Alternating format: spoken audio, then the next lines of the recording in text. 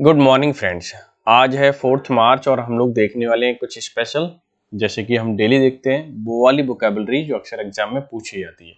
ये जरूरी इस सेंस में है कि अक्सर रिपीट होती है, कहीं ना कहीं कंफ्यूज भी कर देती है और रिपीट भी होती है। साथ ही साथ हम देखते हैं कुछ PYQ। अगर आपने चैनल सब्सक्राइब नहीं किया तो सब्सक्राइब कर लीजिए और देखते हैं भाई आज में क्या क्या वोकैब आज इस एडिटोरियल में। एडिटोरियल आपका बैटल फॉर ग्रोथ, यानी कि युद्ध करना है किसके लिए? ग्रोथ के लिए। क्लियर? ये आपका फाइनेंशियल से रिलेटेड है भाई एडिटोरियल। तो देख लेते हैं इसका सब टाइटल क्या कहता है। इंक्रीज इन गवर्नमेंट स्पेंडिंग, कि भाई इंक्रीज हो रहा है या इंक्रीज हुआ है किसमें? गवर्नमेंट के खर्चे में। प्राइवेट कंजम्पशन में, प्राइवेट जो सेक्टर है उसमें कंजम्पशन में बढ़ोतरी हुई है। ये बोर्ड बेल है, यानी कि ऑगर का साइन है। किसका साइन है? ऑगर का साइन है, मतलब कुछ अच्छा संकेत है, यानी कि जैसे कहते हैं शगुन एक तरीके से। ठीक है, वो वाला केस। और जितने भी हाईलाइटेड वर्ड हैं वो मैंने इधर नोट कर दिए, अक्सर एग्जाम में पूछे जाते हैं। तो पहले हम वोकैब पढ़ लेते हैं, फिर आपको ज्यादा समझ में आने वाला है। जैसे कि बोर्ड बेल यानी कि शुभ संकेत देना, ऑगर जिसको कहते हैं, और इंडिकेट या प्रिसेज कह सकते हैं। बोल्स्टर समझते हैं आप? सपोर्ट करने को कहते हैं और काफी इंपॉर्टेंट वर्ड है। तो समर्थन देना, मजबूत करना, स्ट्रेंथन बोल सकते हैं आप, सपोर्टेड बोल सकते हैं, रीइंफोर्स भी बोल सकते हैं। ठीक है, तो इसके सिनोनिम हो गए, काफी इंपॉर्टेंट है। तो ये सब है ना, आप या तो एक नोटबुक बनाइए, ठीक है, या इसकी PDF लीजिए। PDF से काम नहीं चलेगा, PDF हम भूल जाते हैं। ये सब नोटबुक ले लीजिए आप, उसे रिवाइज कर लीजिए। दूसरा है टर्शियरी। टर्शियरी का मतलब तृतीयक, तीसरा तीसरा सेक्टर ऐसे बोल सकते हैं। थर्ड लेवल, माइनर या सबऑर्डिनेट। क्लियर है ना? नेक्स्ट है एम्बिशियस। एम्बिशियस का मतलब महत्वाकांक्षी, एस्पायरिंग, डिटरमाइंड, गोल ओरिएंटेड। ठीक है, ऑप्टिमिस्टिक होता है आशावादी, होपफुल, पॉजिटिव, कॉन्फिडेंट। प्रोपेल्ड का मतलब प्रेरित करना, आगे बढ़ाना। ठीक है, ध्यान रखना, यानी सपोर्ट करने एक तरीके से, ड्राइव इन यानी चलाना, पुश करना, एडवांस करना। स्पाइक का मतलब अचानक वृद्धि, नुकीला भाग, सर्ज, पीक, इंक्रीज। बटरेस का मतलब होता है किसी को सपोर्ट करना, सहारा देना। ठीक है, या सपोर्ट, रीइंफोर्स, स्ट्रेंथन, बट लगभग एक ही है, चिकनी चुपा करके मतलब मना लेना, उस वाले सेंस में होता है ये। वनरेबल बहुत इंपॉर्टेंट है, बहुत बार रिपीटेड है। असुरक्षित बोल सकते हैं, संवेदनशील बोल सकते हैं, एक्सपोज्ड बोल सकते हो, वीक बोल सकते हो, डिफेंसलेस बोल सकते हो, मतलब अपने आप को सुरक्षा ना कर पाए। पाइवोट टू या पाइवोट टू हटा दीजिए। पाइवोट मतलब किसी और मुड़ना होता है, परिवर्तन होना, चेंज कह सकते हैं, शिफ्ट, टर्न, अडेप्ट बोल सकते हैं। ट्विकिंग का मतलब सुधारने से होता है, हल्का चेंज लाना या परिवर्तन। Adjusting, modifying, fine tune. ठीक है, एलैबोरेटिंग जानते हो, विस्तृत रूप से समझाना, एक्सप्लेन करना, एक्सपेंडिंग या डिटेलिंग। और अगर मैं बात करूं इसके जैसे कि इम्पोर्टेंट होने के, तो ये ऑगर जैसे वर्ड है। ठीक है, इंडिकेट तो पता ही, बोल्स्टर आपको कहीं ना कहीं मिल सकता है, स्ट्रेंथन तो आप जानते ही नॉर्मल वर्ड है। एंड एम्बिशियस ये ध्यान रखना, एस्पायरिंग ये वर्ड यूज होता है, डिटरमाइंड तो आप जानते हो, ऑप्टिमिस्टिक वेरी इंपॉर्टेंट, होपफुल या पॉजिटिव या कॉन्फिडेंट ध्यान रखना, प्रोपेल्ड। अच्छा, मैंने कल एक क्वेश्चन पूछे थे, वो भी आपने जवाब नहीं दिया, कोई नहीं, मैं कॉन्फिडेंट में फिर से पूछता हूँ। एक वर्ड होता है कॉन्फिडेंट, इसका मीनिंग बताना है, इसका क्या मीनिंग होता है। ठीक है, अक्सर जैसे आप क्या होता है, नॉर्मल वाला कॉन्फिडेंट तो बता देते हो, ठीक है, ये वाला बताना है आपको कॉन्फिडेंट। ठीक है, और ये जो क्या नाम है, ये जो वर्ड है ना, कन्फ्यूजिंग पेयर में इस तरह से आ जाता है, जैसे कि कॉन्फिडेंट, दोनों में डिफरेंस क्या है। ठीक है, तो आप ध्यान रखना और मुझे बताना कमेंट करके। स्पाइक तो मालूम होना चाहिए, वैसे मैं ये नहीं कह रहा नहीं मालूम है, मालूम होना चाहिए, इंपॉर्टेंट भी है। सर्ज आप ध्यान रखना, इंक्रीज तो आपको पता ही, बट्रेस ध्यान रखना, सपोर्ट, स्ट्रेंथन, इस तरह से। वनरेबल बहुत रिपीट है, आया हुआ है, और इसको हम बोल सकते हैं वीक। एलैबोरेटिंग ध्यान रखना, एक्सप्लेनिंग होता है, एक्सपेंडिंग होता है, डिटेलिंग होता है, ध्यान रखना, ये सारे वर्ड रिपीटेड हैं। अच्छा, अब देख लेते हैं कुछ PYQ जो कि बहुत ही इंपॉर्टेंट है। PYQ, ठीक है, क्या है? वन वर्ड सब्स्टिट्यूशन है, अब मैं ईडियम भी इंक्लूड कर दूंगा इसमें, ठीक है। Concluding part of the literary work of a literary work, इसे इसका क्या मीनिंग हुआ इसका, और क्या आंसर हो सकता है। 4 ऑप्शन गिवन नहीं है आप लोगों को। अच्छा, कंक्लूडिंग का मतलब होता है फाइनल, ये पता ही है, जैसे फाइनल है, ठीक है। अब final part of the literary work, यानी लिटरेरी जो भी साहित्य आप लिख रहे हैं, चाहे नॉवेल हो, स्टोरी हो, कोई भी है, ठीक है, उसका जो फाइनल वर्क होता है इसे क्या बोलते हैं। Epilogue, bibliography, soliloquy, episode.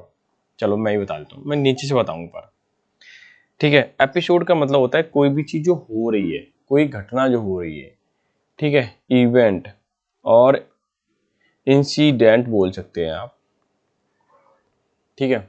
और क्या बोल सकते हैं, इंसिडेंट, हैपेंड वो बोल सकते हो, अकरेंस बोल सकते हो, ये भी अच्छा वर्ड है, ठीक है, अकरेंस।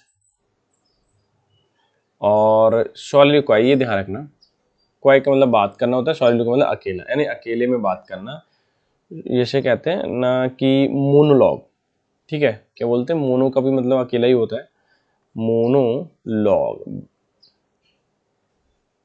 बिब्लियोग्राफी, बिब्लियोग्राफी क्या होता है मालूम होना चाहिए, यानी कि जो रेफरेंस देते हैं ना किसी को लिख करके या कुछ, ठीक है, या बुक किसी के बारे में, जैसे आप कपड़े खरीदने जाते हो तो उसमें कैटलॉग लगी होती है, देखा है आपने, जिसमें पूरी लिस्ट होती है कि ये पहनने के बाद कपड़े ऐसे लगेंगे आप, ठीक है, वो चीज़।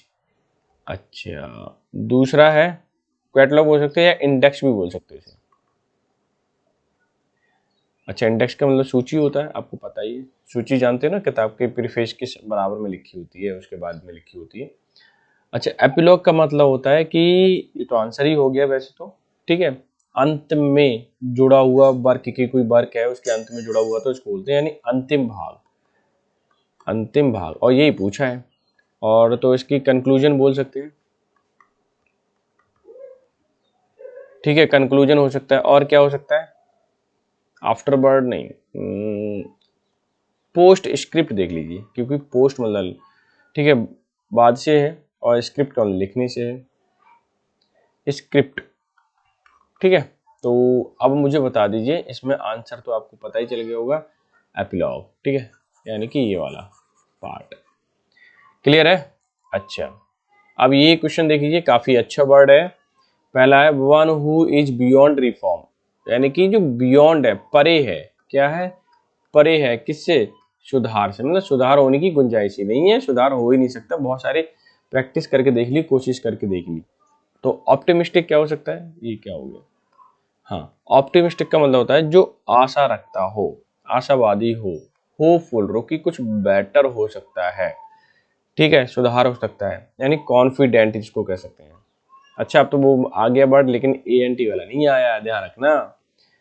अच्छा, ये देखिए, इनकॉरिजिबल, इनकॉरिजिबल का मतलब होता है कि जिसको हम सुधार ही नहीं सकते, क्या नहीं कर सकते, सुधार ही नहीं सकते, यानी कि तो सुधार नहीं सकते तो आशा तो हो ही नहीं सकती, तो होपलेस बोल दूं मैं, तो होपलेस,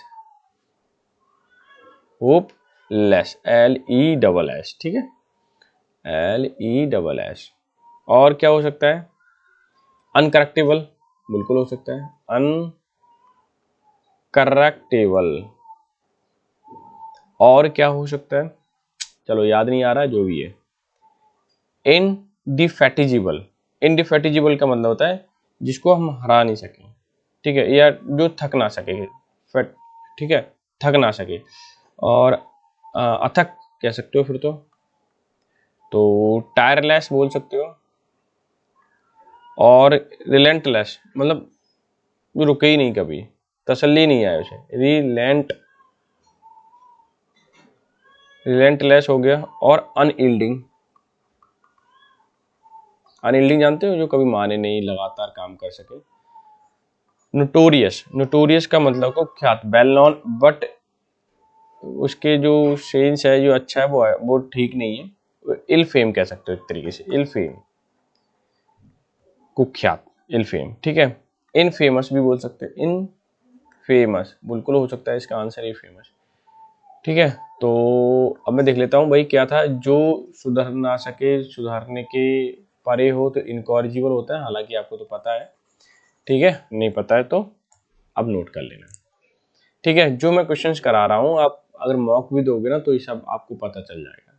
साइंस ऑफ डिसीज यानी कि बीमारी की साइंस, बीमारी को पता लगाने की बोल सकते हो, इसे क्या बोल सकते हैं, फिलोलॉजी, ठीक है। और पैथोलॉजी और साइकोलॉजी, बायोलॉजी। आंसर अगर पता चल गया हो तो मुझे कमेंट कर देना जरूर, नहीं पता है तो ठीक है मैं बता देता हूँ। देखिए पहला है फिलोलॉजी। फी से मतलब है भाषा से, फिलोलॉजी, लॉजी से मतलब अध्ययन से। तो ध्यान रखना, लॉजी जब भी वर्ड आए मैं यहाँ लिखता हूँ, लॉजी का मतलब टू स्टडी, ठीक है। फिलोलॉजी, फिलोलॉजी का क्या मतलब हो गया, लिंग्विस्टिक, ठीक है। और फिलो का मतलब भाषा से, तो फिलोलॉजी लिंग्विस्टिक बोल सकते हो, एटिमोलॉजी बोल सकते हो, ठीक है। शब्द विज्ञान जिसको हम कहते हैं एटिमोलॉजी, ठीक है। अच्छा पैथोलॉजी तो आप जानते हो, आप देख रहे हो कि जब फीवर आता है तो हम चेक करवाने जाते हो, कहाँ जाते हैं, पैथोलॉजी यानी लैब पर ही तो जाते हैं ना, तो वो वाली चीज, ठीक है। तो स्टडी ऑफ डिसीज बोल सकते हो, स्टडी ऑफ डिसीज या डिसीज कुछ भी कह दो। साइकोलॉजी मतलब रिलेटेड टू माइंड, ठीक है, स्टडी ऑफ माइंड बोल सकते हो, फिर स्टडी ऑफ माइंड बोल सकते हो। वायरोलॉजी का मतलब होता है आपका विषाणु से, यानी कि वायरस से, स्टडी ऑफ वायरस ऐसे बोल सकते हो आप, study of virus, study of virus, ठीक है। तो स्टडी ऑफ साइंस क्या हो गया, पैथोलॉजी हो गया, ठीक है। पता चल गया होगा, आसान है। नेक्स्ट पे मूव करते हैं। One who secretly listen to talk of others, यानी कि एक कोई व्यक्ति दूसरे की बातें बड़े ध्यान से चुपचाप सीक्रेट तरीके से सुनता है, इसको हम क्या बोलते हैं, स्पाई, डिटेक्टिव, इमिशरी या इवेस्ट ड्रॉपर, ठीक है। आपने कैसे याद किया मुझे नहीं पता, लेकिन मैं बताता हूँ मैंने कैसे याद किए ये सारे वर्ड। देखो पहले समझने की कोशिश करें स्पाई क्या होता है, ठीक है। स्पाई बोलते हैं जो एक दूसरे की जासूसी करता हो, यानी कि जासूसी करने वाला, जासूसी या जासूस बोल दीजिए। तो सीक्रेट एजेंट बोल दूं, और क्या हो सकता है, या सीक्रेट एजेंट, इतना ही सही है, और कोई वर्ड नहीं है। डिटेक्टिव क्या होता है, डिटेक्टिव भी सेम लगभग ऐसे गुप्तचर कह सकते हैं, चोरी जांच करता है कह सकते हैं, ठीक है। डिटेक्टिव को बहुत से बच्चे कहते हैं कि मैं तो डिटेक्टिव बनूंगा बड़ा होकर के। और एक पहले की सूचना में होते है गुप्तचर, गुप्तचर कैसे भी ध्यान रखना, जांच करता है गुप्तचर, आपको जो आसान लगे वो कर लो। तो गुप्तचर होगा, जांच करता होगा, क्या होगा, इंस्पेक्टर तो होगा, इंस्पेक्टर, ठीक है। इमिशरी, इमिशरी क्या होता है, ये वर्ड अच्छा है, राजदूत को बोलते हैं। अब राजदूत याद है, वो पहले गाड़ी आती थी, ठीक है, तो इसको बोलते हैं हम रिप्रेजेंटेटिव, एम्बेसडर, एम्बेसडर याद करो क्योंकि अक्सर पेपर में अखबार में जब पढ़ते हो ना तो आपको देखने को मिलता है एम्बेसडर, DOR, ठीक है, एम्बेसडर। इवेस्ट ड्रॉपर है ये वर्ड है भाई साहब। इवेस्ट ड्रॉपर का मतलब होता है जो स्पाइंग, ठीक है, करना, या लिसनर कह सकते हैं एक तरीके से, लिसनर, ये स्पेशल वर्ड इसी का है, LIS, ठीक है, NER, लिसनर, LISTENER। और क्या बोल सकते हैं, एक वर्ड और होता है इसी के लिए, स्नूपर भी होता है, ठीक है। तो अब बात बताओ, मुझे हाईलाइट कर देता हूँ, इवेस्ट dropper is going to your answer, ठीक है ना। तो समझ में आ गया होगा, I hope so, all questions, ठीक है। और अब भाई नेक्स्ट पे मूव करते हैं। One who believes in no government there for insight disorder in state, एक ऐसा व्यक्ति जो गवर्नमेंट पे विश्वास नहीं करता है और इस वजह से, देयर फोर मतलब इसीलिए, इंसाइट मतलब भड़क जाती है कुछ डिसऑर्डर, ठीक है, डिसऑर्डर भड़क जाता है एक राज्य के अंदर, उसको क्या बोलते हैं, मोनार्किस्ट। मोनार्किस्ट का क्या मतलब, मोनार्किस्ट का मतलब होता है राजतंत्र को समर्थन करने वाला, राजा रानी की जो राजा रानी का जो शासन होता है ना, ठीक है, उसको समर्थन करने वाला, राजा रानी के शासन को सपोर्ट करने वाला, ठीक है, सपोर्ट करने वाला। तो क्या हो सकता है भाई, सपोर्ट करने वाला सपोर्टर ही हो जाएगा, ठीक है। तो मैं सपोर्टर लिख देता हूं। अच्छा अनार्किस्ट का चलो समझ लो, कोई बात नहीं, वैसे मैं लास्ट में रखने वाला था अनार्किस्ट को। अनार्किस्ट का मतलब होता है जो बात अराजकता की करे, यानी कि जो बात ना माने या शासन का विरोधी हो, शासन विरोधी, ठीक है, उसे बोलते हैं हम अनार्किस्ट, ठीक है। और इसके क्या क्या हो जाएंगे, तो जो विरोध करेगा तो रिबेल हो जाएगा, ठीक है। इंसर्जेंट बहुत बड़ा आता है, इंसर्जेंट।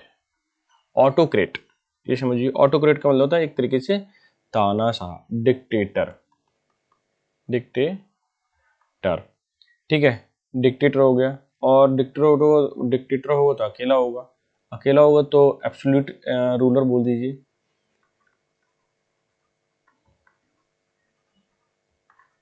ठीक है। नक्सलाइट क्या होता है, नक्सलाइट का मतलब उग्रवादी, नक्सली, नक्सली यानी कि उग्रवादी, उग्रवादी, ठीक है। तो इसके क्या क्या हो सकते हैं, इंसर्जेंट इसका भी हो सकता है, जैसे मैंने ऊपर बात करी थी, इंसर्जेंट, इंसर्जेंट मतलब अनार्किस्ट को, ठीक है। और क्या हो सकते हैं, ये तो न्यूज़पेपर आप देखते रहते हो। एक्सट्रीमिस्ट, एक वर्ड आता है इसके लिए, एक्सट्रीमिस्ट, एक वर्ड होता है, क्या होता है, मिलिटेंट, मिलिटेंट आतंकवादी के लिए आता है, तो इसे ज्यादा ना लिखें तो अच्छा है, वैसे मैं लिख ही देता हूँ, मिलिटेंट, आतंकवादी, ठीक है। तो आंसर बताइए कौन सा होगा, अनार्किस्ट, ठीक है, जो शासन के क्या हो, विरोधी हो। एक परफेक्टली बात करें, वैसे लगभग सिमिलर होते हैं वर्ड, लेकिन anarchist is appropriate for this question. The question is one who believes in no government and therefore insights disorder in the state, ठीक है। अब मूव करते हैं नेक्स्ट पे। भाई अगर आपने चैनल सब्सक्राइब नहीं किया, आज इतनी ही क्वेश्चन से, तो सब्सक्राइब कर लीजिए और लाइक तो कर ही दीजिए। पीडीएफ कहाँ मिलेगी, टेलीग्राम चैनल पे।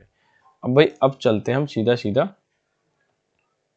कहाँ, हम चलते हैं बुकैब पर, ठीक है। कौन से, एडिटोरियल की बुकैब हो गई।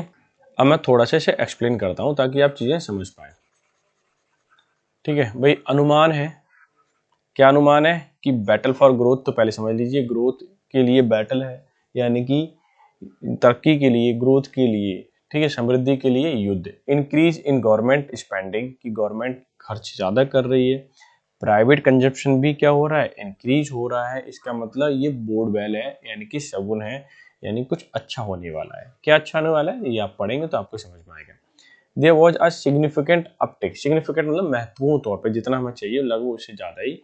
अपटिक का मतलब स्मॉल इंक्रीज, स्मॉल इंक्रीज यानी कि थोड़ी सी बढ़ोतरी in India's economic trajectory, trajectory मतलब जो पाथ चल रहा है, ठीक है, उठान वाला, ठीक है, ये कर्व जो है वो उठता ही जा रहा है। In December quarter of this financial year, quarter 3, ठीक है ना। तो जो इन दिसंबर क्वार्टर, यानी दिसंबर का जो क्वार्टर था कौन सा वाला, तो December quarter of this financial year, quarter 3 2025 की बात चल रही है, ठीक है। रिगार्डिंग, इसमें जो सिग्निफिकेंट अपटिक की बात हुई है वो रजिस्टरिंग, रिगार्डिंग बोल रहा हूँ, ये रजिस्टरिंग आज 6.2% रियल जीडीपी ग्रोथ रेट, यानी कि जो अपटिक हुआ है लगभग, इसका जो ग्रोथ की बात की गई है 6.2, compared with low revised estimate, compare with जब करते हैं पिछले वाले से 5.6, ठीक है, और 5.4% इन द प्रीवियस क्वार्टर में था ये। फिलहाल कितना है ग्रोथ, 6.2%। टू बी श्योर कि निश्चित तौर पे this growth rate was slowest since quarter 4 2023, 2023 के क्वार्टर 4 की बात करें उससे तो कम ही है, except for the previous quarter, अगर हम प्रीवियस क्वार्टर की बात करें 5.6%, क्लियर। अच्छा, लेकिन उससे ज्यादा है, अगर हम प्रीवियस क्वार्टर की बात करें तो 5.6 हो गया, पिछले से 2023 की बात करते हैं उससे तो कम है ये। 6.2 ग्रोथ रेट ऑल्सो सजेस्ट, ये 6.2 ग्रोथ रेट है ना परसेंटेज वाइज, ये हमें सजेस्ट करता है the government full year growth target 6.5, कि टारगेट कितना होना चाहिए पूरे साल का, 6.5 जीडीपी लगभग रहना चाहिए, वर्चुअली अनअटेनेबल। अगर हम सामान्य तौर पर देखें थोड़ा सा मुश्किल है इसे प्राप्त कर पाना, गिवन ग्लोबल हेडविंड्स, की दुनिया भर में जो हेडविंड्स है, परेशानियां, विपत्तियां हैं, ऑफ टैरिफ लगने की, जैसे यूएस ने लगा दिया, could lead to import inflation, कि भाई उन्होंने टैरिफ लगा दिया, टैक्स लगा दिया, amid tepid performance by manufacturing services sector domestically, कि पहले से ही मैन्युफैक्चरिंग जो जितना भी परफॉर्मेंस है, ठीक है, और सर्विसेज सेक्टर है डोमेस्टिकली अगर हम देश के अंदर देखें वो उतना सा परफॉर्म नहीं कर पा रहा है, यानी इन्फ्लेशन है हल्का सा। The bulk of Q3 financial year 2025 growth has been bolster, ये जो ग्रोथ है वो बोल्स्टर करती है, सपोर्ट करती है प्राइमरी सेक्टर के लिए, विद वैल्यू एडेड 5.2%, जिसकी वैल्यू एडेड है 5.2% जीडीपी में, up from 1.8 in the same quarter last year, तो थोड़ा सा इंक्रीजमेंट भी है इसमें, ठीक है। But the growth in the secondary and tertiary, tertiary मतलब तीसरा, सेकेंडरी मतलब दूसरा पार्ट, क्योंकि आपको पता ही है जो जीडीपी होती है में तीन चीजें हैं, प्राइमरी, प्राइमरी सेक्टर, फिर सेकेंडरी, फिर टर्शियरी, तीन उसमें डिवाइडेड है। तीसरे में क्या होता है, सर्विसेज देने वाला है, ठीक है। तो पहले में और सेकंड में क्या होता है ये आपको बताना है। सेकंड में इंटरमीडिएट गुड्स आते हैं, फर्स्ट में कौन से आते हैं, जो रॉ मटेरियल होते हैं, ठीक है। तो ये बात मालूम होना चाहिए, अक्सर एग्जाम में पूछे जाते हैं। Sectors make manufacturing services slowed 4.8% to and 7.4 respectively. अगर हम सेकेंडरी की बात करें तो 4.8, ठीक है, और टर्शरी तीसरी की बात करें 7.4 रेस्पेक्टिवली। ये थोड़ा सा स्लो डाउन है सर्विसेज देने वाले, ठीक है, sector, compared with 12.4% and 8.3% last year. ये देखिए, यानी कि सेकेंडरी की बात करूं, सेकेंडरी से सेक्टर था 12.4% था लास्ट ईयर, और थर्ड वाला जो था वो 8.3% था लास्ट ईयर। तो इस साल देखो कितना कम है। वाइल चीफ इकोनॉमिक एडवाइजर अनंता नागेश्वर, ठीक है, अनंता नागेश्वर अकनॉलेज, इसे मैं रब करता हूँ, acknowledge that growth rate 7.6% in the current quarter is ambitious. अगर हम बात करें कि ग्रोथ रेट जो अभी करंट का है वो 7.6, ठीक है, एम्बिशियस मतलब महत्वाकांक्षी, इसको हम पूरा करना चाह रहे हैं कि 7.6 होना ही चाहिए। अमिड ग्लोबल इकोनॉमिक अनसर्टेनिटीज, यानी दुनिया भर में क्या चल रही है, अनसर्टेनिटीज हैं, अनिश्चितताएं हैं। हिज सजेशन, जो एडवाइजर है, चीफ एडवाइजर, उनका जो सजेशन है that this growth is attainable, उसको हम प्राप्त भी कर सकते हैं। साउंड्स रेदर, या रादर बोल सकते हो, ऑप्टिमिस्टिक, ऐसा लगता है कि हम इसे प्राप्त कर ही लेंगे, ये बड़ी बात नहीं है 7.6 को प्राप्त करना। Unless Mahakumbh propelled a consumption spike that was able to butter the current quarter the growth numbers, कि जो महाकुंभ हुआ था इसने प्रोपेल्ड मतलब सपोर्ट किया हुआ है कंजम्पशन को, इसमें बढ़ोतरी भी हुई है, ठीक है, that was able to buttress, और ये सपोर्ट करेगा करंट क्वार्टर ग्रोथ के लिए भी, ठीक है ना। ये मैं पूरा पैराग्राफ करता हूँ और ये आपको पढ़ना है, छोटा सा इजीली पढ़ पाओगे, समझ में आ जाएगा, ठीक है। India's manufacturing and services sector remain vulnerable, चाहे मैन्युफैक्चरिंग का हो, रॉ मटेरियल वाला यानी इंटरमीडिएट वाला, और या फिर आपका सर्विस सेक्टर हो, यानी तीसरा, ये वनरेबल है, थोड़ा सा दिक्कत में है। Global trade uncertainties such as US 25% import tariff on steel, यानी कि स्टील पर उसने टैरिफ लगाया 25%, and equal percentage proposed pharmaceuticals, यानी कि इतना ही परसेंटेज जो हमारी दवाइयाँ जाती है उस पर भी इन्होंने टैक्स लगा दिया। About a third 31% of India's pharma export totalling 8.7 billion, यानी कि थर्ड पे भी इन्होंने 31% जो है, यानी फार्मा एक्सपोर्ट जितना होता है उस पर लगभग जिसकी जिसकी वैल्यू जो है 8.7 बिलियन डॉलर का होता है यूएस से, हुआ था 2024 फाइनेंशियल ईयर 24 में, यानी पिछले साल, ठीक है। तो उस पर भी इन्होंने टैक्स लगा दिया है, अब ये तो दिक्कत में है, ठीक है। ये अनसर्टेनिटीज हैं क्योंकि पहले नहीं था इतना टैक्स जितना आप लगा रहे हैं, जब टैक्स ज़्यादा होगा तो अमेरिका वाले लोग क्यों खरीदेंगे हमारी चीज़ें, ठीक है ना, ये चीज़ें। न्यूज ऑफ प्रपोज, जो अभी न्यूज प्रस्तावित है वो क्या है, tariff has sent shock waves, tariff ने या टैक्स ने क्या है, शॉक वेव या शॉक में डाल दिया है, एक कहते हैं कि झटका लगने वाली ये वेव चली हुई है। Some firm suggest pivot to produce in US which could potentially lead to trade revenue loss of for India, कि ये बताते हैं अगर हम यूएस के लिए बिजनेस कर रहे हैं, ये यूएस के लिए भेजते हैं तो वहाँ पे लोग कम खरीदेंगे और इससे हमारे ट्रेड में रेवेन्यू जो होगा वो लॉस में जाएगा इंडिया। ठीक है ना, तो आसान है ये, यानी कि आपको थीम पकड़नी है अगर आर्चरी करना है तो, ये बात ध्यान रखना। अब इसे पढ़िए, इजीली आप कर पाओगे, कोई डिफिकल्ट नहीं है। इसकी जो टफ वर्ड है वो इधर मैंने मेंशन कर ही दिए, एग्जाम के पॉइंट ऑफ व्यू से बहुत ही इंपॉर्टेंट है, तो इसे जरूर आप सॉल्व करें। ठीक है, तो मिलते हैं नेक्स्ट सेशन में, तब तक के लिए bye bye, take care, have a good day.